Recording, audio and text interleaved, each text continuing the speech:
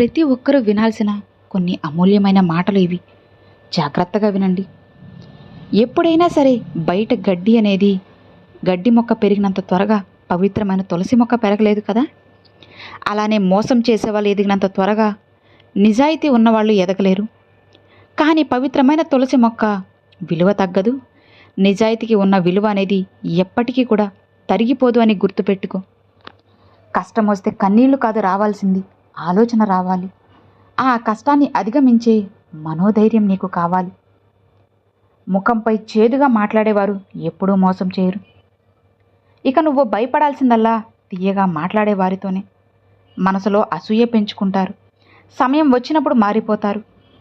అద్దం బలహీనమైనదే, కానీ నిజాన్ని చూపడంలో అది ఎప్పుడు కూడా అస్సలు భయపడదు కదా. అవునా?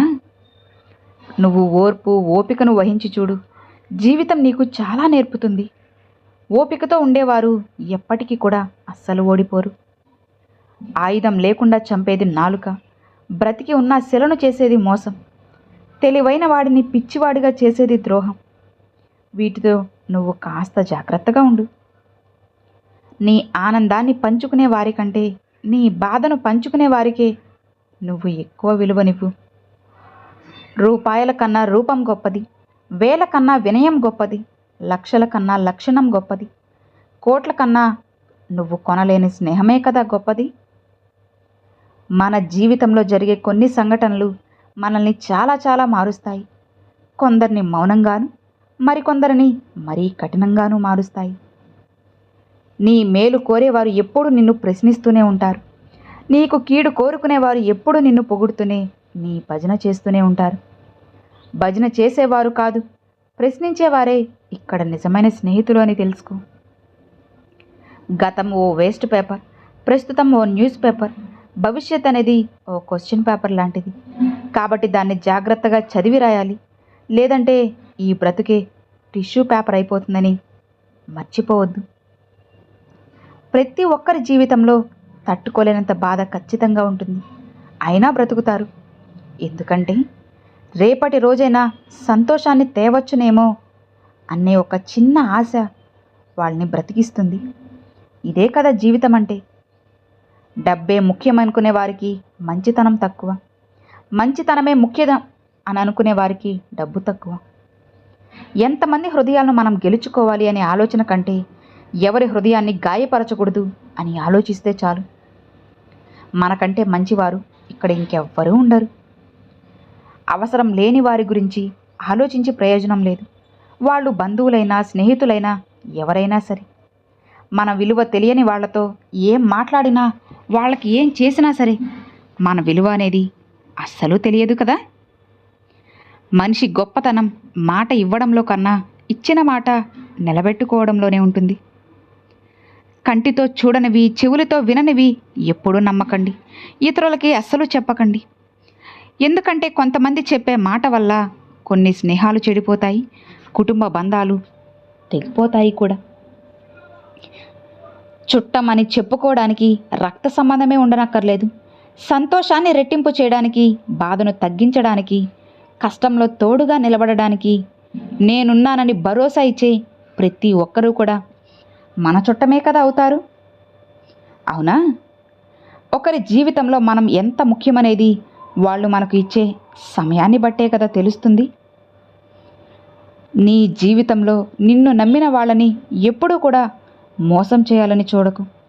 ఎందుకంటే నమ్మకం అనేది ప్రాణం లాంటిది. ఒక్కసారి పోతే మళ్ళీ తిరిగి రాదు అని గుర్తుపెట్టుకో.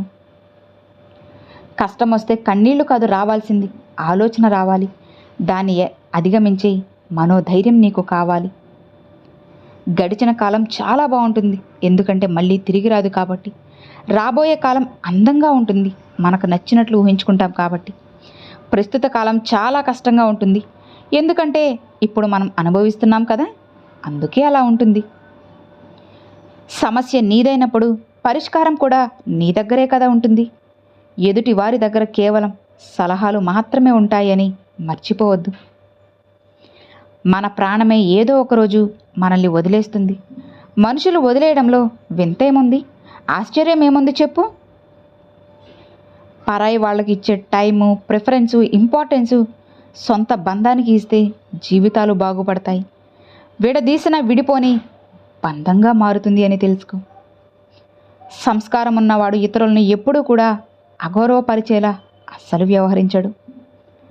మనం గొప్పవాళ్ళమైన తరువాత చప్పట్లు కొట్టేవారి కంటే మన దగ్గర ఏమీ లేనప్పుడు వెన్ను తట్టేవాళ్లే కదా నిజమైన స్నేహితులు.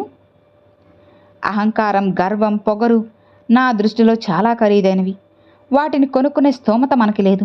అందుకే చవకగా దొరికే సంతోషం, ప్రేమ, చిరునవ్వు, ఆప్యాయత, సర్దుకుపోవడం అనే వీటితోనే సరిపెట్టుకుంటే జీవితం హాయిగా ఉంటుంది. నిజమే కదా. మన సహాయం ఎప్పుడూ కూడా ఒకరి కడుపు నింపేలా ఉండాలి, కానీ మన అవసరం కోసం ఇంకొకరి కడుపు కొట్టేలా కాదు. నీ మనసుకు నచ్చిన నిర్ణయం తీసుకో, కానీ నిర్ణయానికి భవిష్యత్తులో ఇంకెప్పుడు కూడా నువ్వు బాధపడకుండా ఉండేలా చూసుకో. ఆలోచించు. డబ్బులు లేక చదువుని మధ్యలో ఆపేసిన వాళ్ళు ఉన్నారు, కానీ డబ్బులు లేక మందు, సిగరెట్ మానేసిన వాళ్ళు ఈ లోకంలో ఎవరైనా ఉన్నారా చెప్పు. మంచి మన నుంచి చాలా త్వరగా దూరంగా వెళ్ళిపోతుంది. చెడు నువ్వు వెళ్ళమన్నా సరే వెళ్ళదు. దానికి ఇదే ఉదాహరణ. మనమంటే ఇష్టం ఉన్నవారు మన మాటల వెనక బాధని అర్థం చేసుకుంటారు. అదే ఇష్టం లేనివారు ప్రతి మాటలో కూడా తప్పుల్నే కదా వెతుకుతారు.